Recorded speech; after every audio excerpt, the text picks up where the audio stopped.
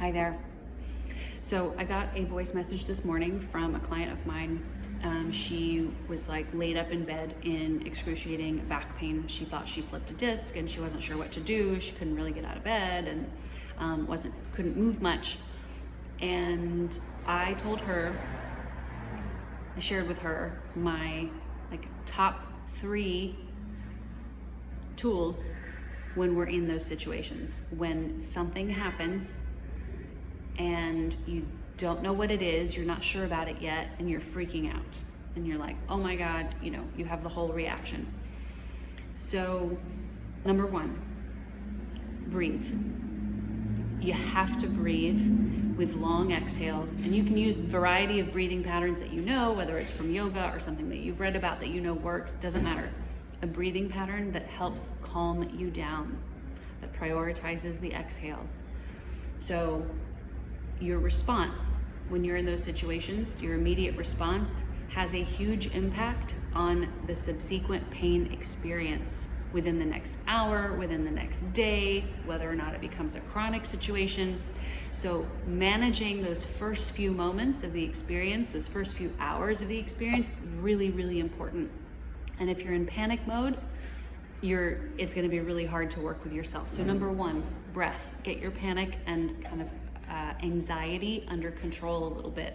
Long exhales, and try to bring down your nervous system just a little bit. Number 2, monitor your first 3 thoughts. What are your first 3 thoughts, or what are the thoughts that keep recurring? Shit, I slipped a disc. Okay, number 1, thought, slipped a disc. Number 2, I don't know when I'm gonna be able to get out of bed. I'm gonna have to miss work, right? That's 2. Number 3 could be, oh my God, I'm in so much pain. I'm just making these up. Let's say those are your first 3 responses. Go back through them and talk it out. Okay, 1, I slipped a disc. Well, you don't know that you slipped a disc. So let's just wait and see. Don't know that we slipped a disc. Number 2, I'm gonna have to miss work for 2 weeks. You don't know that. You know how you feel right now, but you don't know how you're gonna feel in 5 minutes. You don't know how you're gonna feel in a week. If that second thought instead was like, oh my God, the last time this happened, I was in bed for 2 months. This is a new time. This is a new circumstance with a lot of different factors. It may not be the same. You don't know that. So let's just wait and see. So wait and see. And then number 3, oh shit, that hurts. Okay, can't really argue with that. It hurts. That's where the breath, number 1, comes back in. Okay, let's take a few breaths. Does it change with the breath?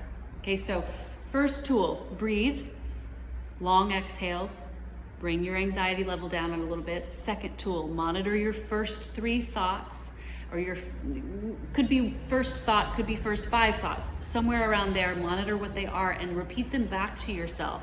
Be aware of them and try to rationalize a little bit. Wait and see is a really good response to most of the initial reactions that we have. Number 3, third tool, be curious. Be curious about your pain. Be curious about this moment of this injury that you have or that you think you have.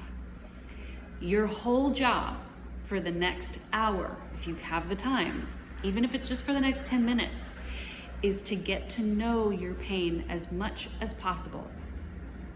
What happens, let's say you've got the back thing.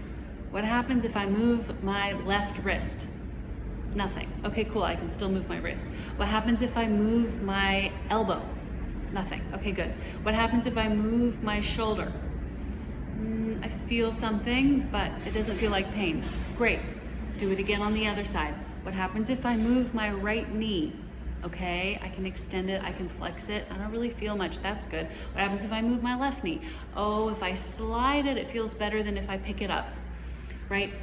You go through your whole next several hours this way, getting to know your pain situation. There's a curiosity, there's an open-mindedness, there's a sense of teamwork with your body where it's like, okay, you're sending me these messages, you want me to change my behavior. Let's get to know what I can do and what I can't do. What is it that you like me to do? What is it that you don't like me to do right now? The more you get to know what's going on, First of all, you're taking yourself out of freak out mode and you're giving yourself a chance to explore. So we're down regulating your nervous system a little bit with a little bit of,